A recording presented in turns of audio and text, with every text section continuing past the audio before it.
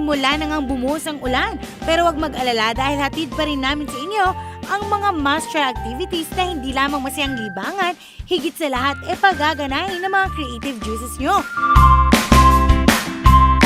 And for today's episode, kasama natin ang ating mga kaibigang artists from Nelle+Gisselle Block Prints para turuan tayo ng block printing.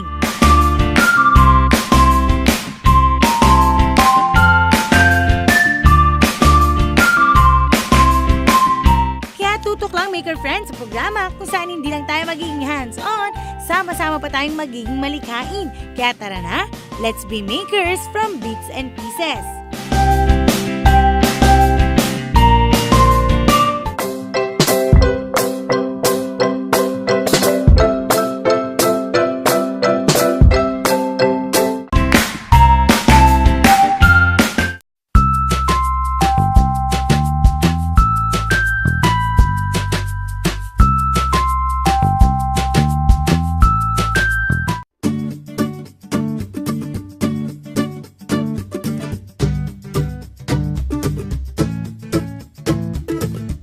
Block printing is one of the oldest methods of printing.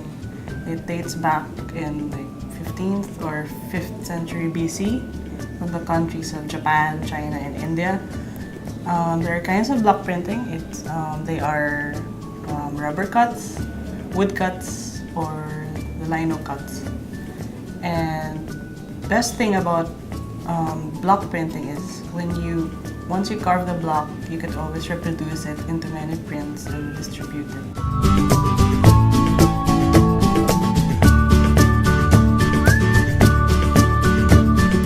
Ang skills na kailangan mo sa block printing, number one is patience. Kasi matagal siyang gawin, yung kind ng work niya. It really takes time.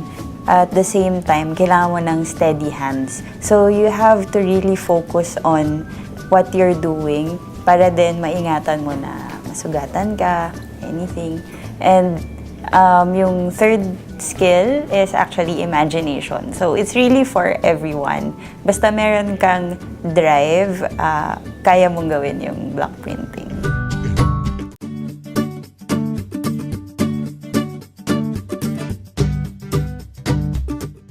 For me, it's a good hobby because it's an outlet. Kung may galit ka or if you just have a design in mind, you can apply it on the block and it relaxes you. Sa akin, it's a good hobby din kasi parang meron kang sariling quiet na ganyan. Nakapag-concentrate ka, napapractice mo yung concentration mo.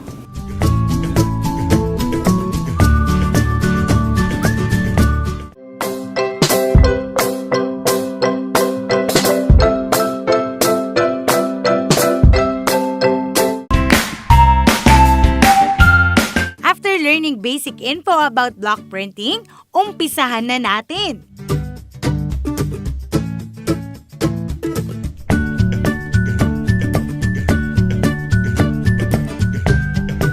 For block printing, the first step is you can print your design on a piece of paper and then have it in reverse. So let's say bits and pieces and then reverse it in Photoshop or any other imaging programs. So that when you transfer it on the block, it's in reverse and then you print it.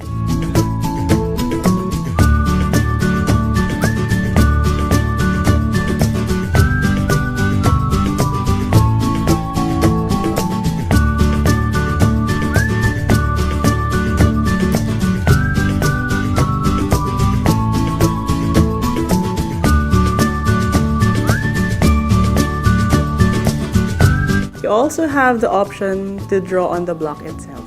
The next step is cut your design so that you can transfer it onto your block later.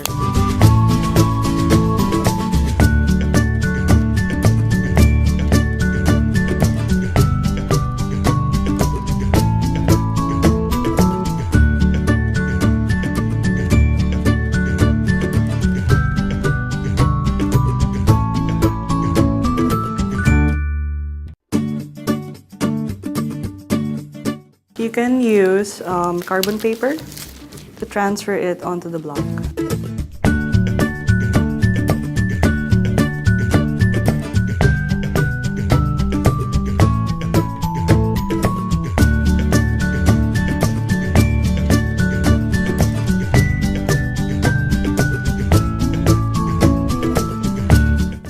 determine the size of the rubber sole so that you can have the exact size that you need.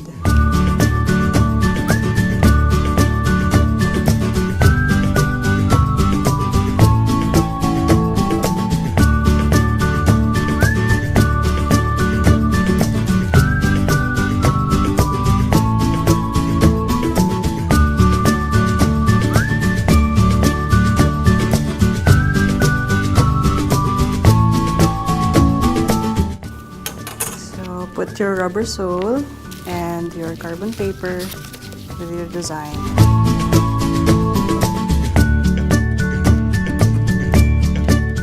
You could use a pencil or a ball pen to trace your design.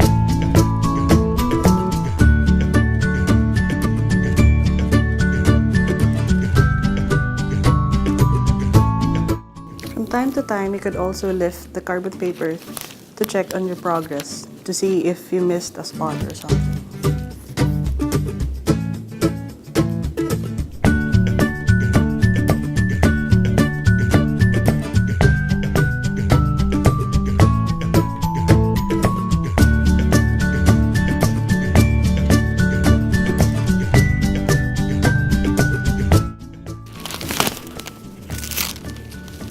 And we are done.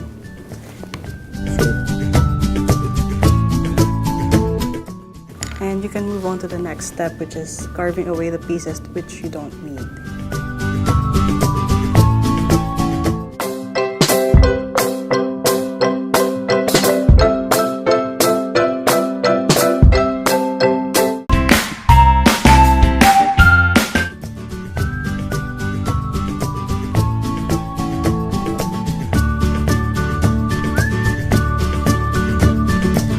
So, while Gissele is working on her design, i-demonstrate ko naman sa larger version yung kung paano natin i-cut yung rubber mat.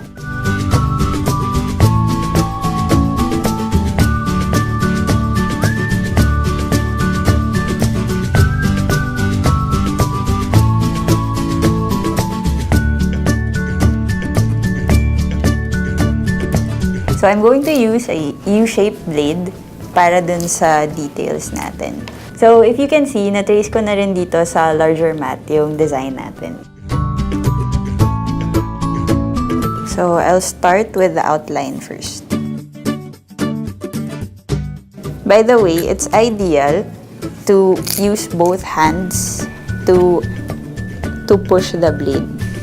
And also, be aware na wala dun sa direction ng blade yung kamay mo. Yeah, always push the blade away from you, away from Away your hands. Don't block your hands in front of the blade. Because if it slips, ouch! So, unti-unti natin tanggalin yung design. Yung mga tinatanggal natin sa design, ibig sabihin, yun yung part na ayaw nating malagyan ng ink.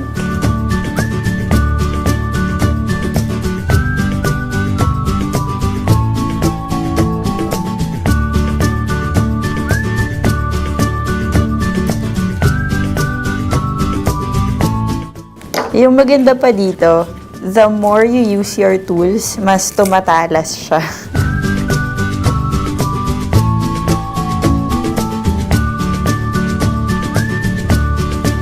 So, bukod dun sa U-shaped cutter, meron din tayong mga cutters na mas manipis para dun sa mga outlines.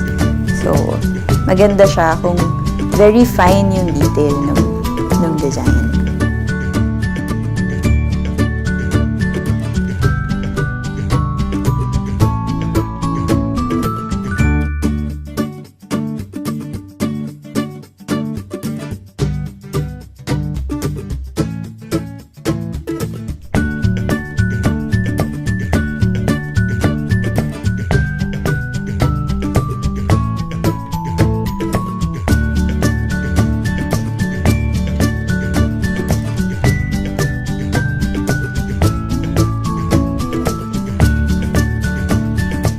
So, if you can see, nag-iwan tayo ng border sa taas tsaka sa baba. So, yung border na yon, para pag pinatong natin yung paper, ka-level niya rin yung print.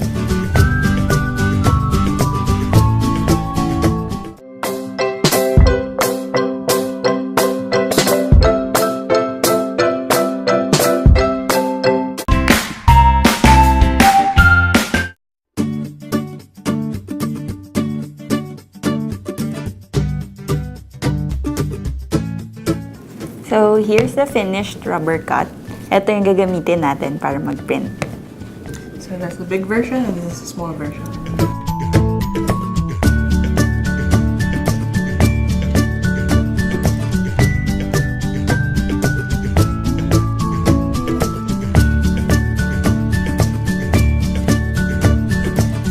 After our design has been carved in the rubber mat, magsa-start na tayo mag-print. So, what you need is your brayer, baren. So, ito yung pang-press natin ng paper dun sa mat. You need a flat surface for your ink.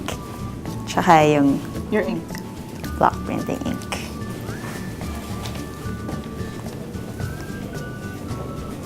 You squeeze out a small amount of ink onto your surface. Put your ink thinly and evenly.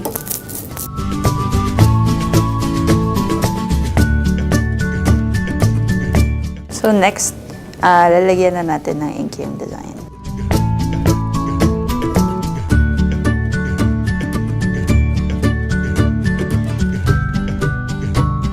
So make sure the design is centered dun sa paper.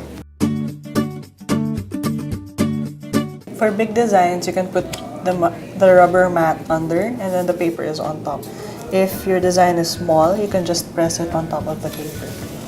Make sure to apply even pressure on top because you're simulating a printing press.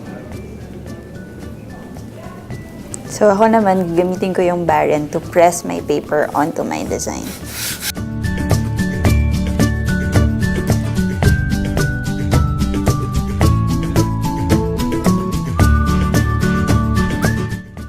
Go.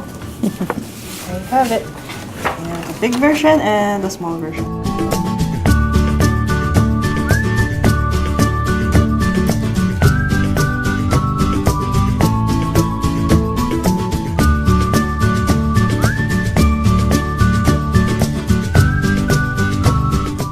Don't be scared to try because most of the fellow artists that we meet or yung mga dumadaan lang sa mga art fairs, they're afraid of the blade because it's really sharp and they're intimidated with the tools.